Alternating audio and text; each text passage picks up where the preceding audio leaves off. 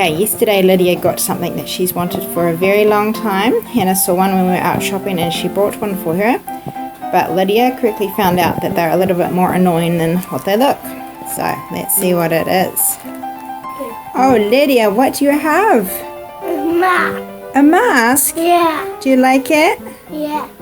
Who bought it for you? Yeah. Hannah. Hello, so today is Friday and it's the last day of the school holidays, and we pretty much had 3 weeks of holidays since we got COVID the last week of term, so that was actually quite nice. I didn't get it very bad. It wasn't much more than a cough and a cold and a little bit of a sore chest, so I kind of feel like I've had 3 weeks break, which was really nice because last term was very busy. And next term the mandates have changed, the teacher mandates, so that one of Lydia's teacher aides are able to come back again, so that will be really nice. So then I won't have to do as much, but she's away for the first month, so I'll be doing extra then to fill in for her. So and then I'm going to be teaching the Bible, I think probably 3 mornings a week next term as well, in Esther's class at school. So this week, since I've already kind of had 2 weeks holiday this week, I've tried to prepare a little bit for next term so that it's not quite as busy. So I've printed out my Bible lessons for the next 3 weeks, I think, and have planned a memory verse for each week and printed out some worksheets.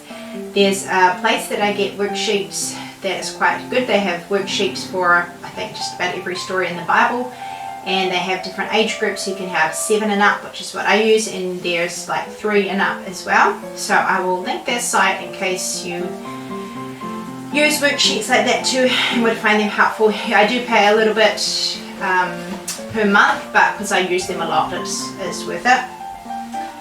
I've also been doing some baking to put in the freezer because I won't have much time to do baking. So we had a whole pile of feijoas, so I made a whole lot of feijoa muffins, put them in the freezer.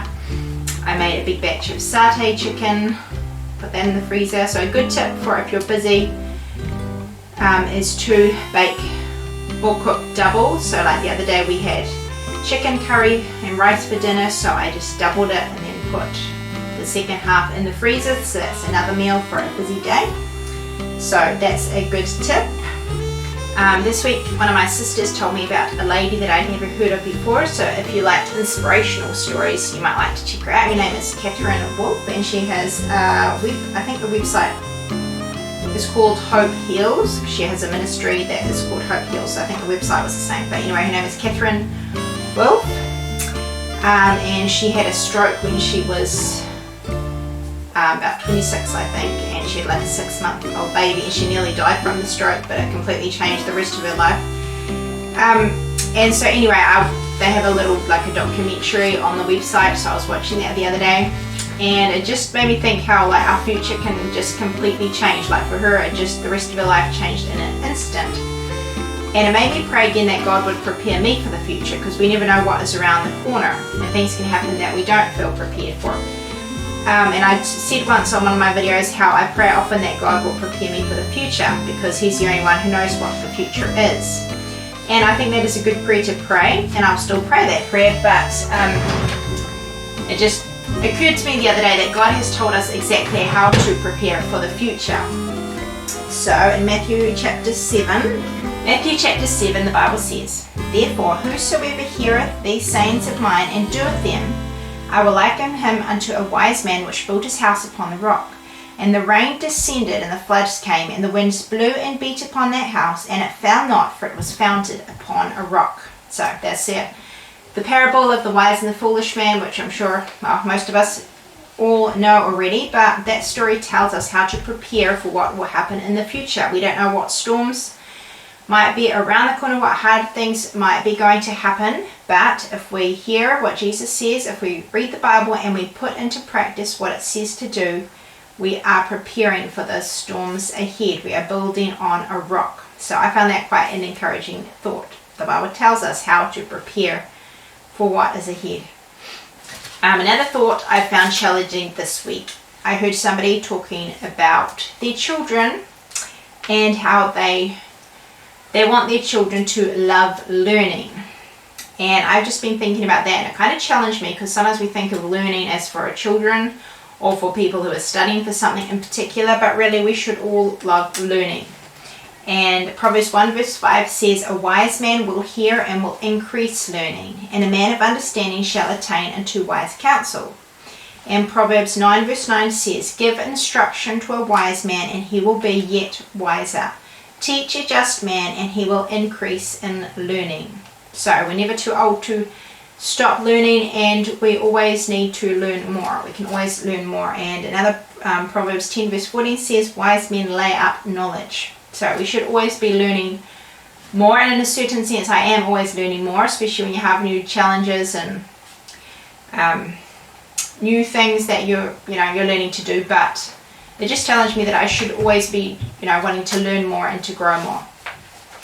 And with that in mind, one evening this week when I was sitting on the couch and I had my phone, so instead of scrolling through Facebook or those kind of things, I started looking up facts about camels. And I said last week that I'm kind of fascinated with what you can learn from animals, what God can teach us through animals. I think our pastor once said something along the lines of, God has given us the Bible, but he's also given us nature and creation. And so nature and creation can teach us a lot about God as well. So anyway, I was looking up some facts about camels and I found it really interesting. So I'm going to share some of the things that I learned from it. So first of all, it just gave me an awe of God, because it's quite incredible, some of the facts about camels, and it just shows how great God is and how wise and awesome he is. So what stuck out to me with the camels is that they are really specially created to live in the desert. I've got a bad memory, so I can't remember all the facts exactly, but you can look it up if you're interested. But they have a special eyelid which keeps out the sand when they have sandstorms. I think they also have special eyelashes as well. Their legs and their chest are made so that they can sit in the hot sand without getting burnt.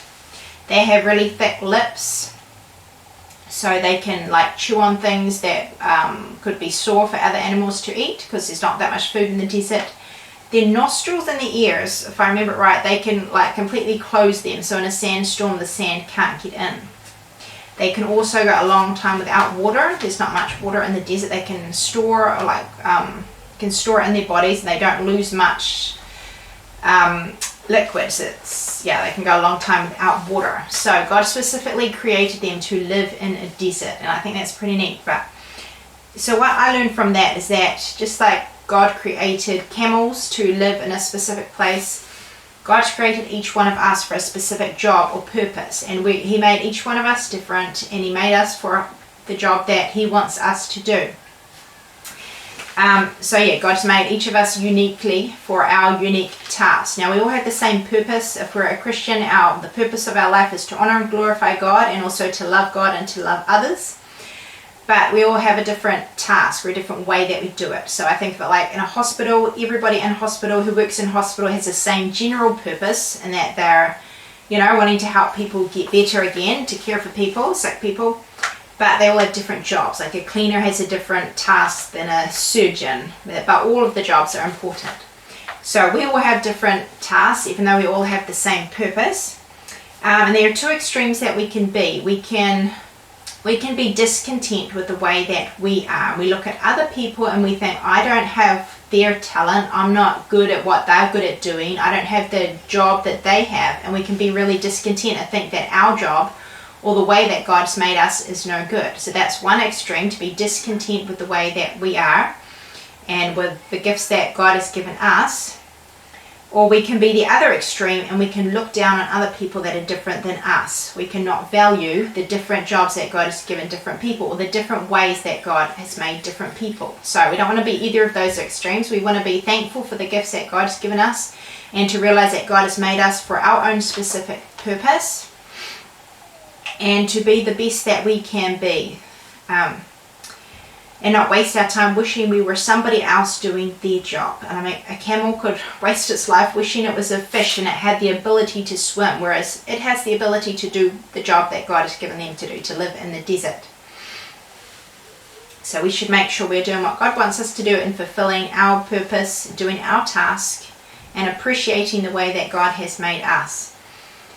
And then on the flip side, we should be humble about the abilities God has given us, because they're gifts from God and there's nothing to be proud about. And when we look at other people and the gifts that God has given them and the things that they can do well,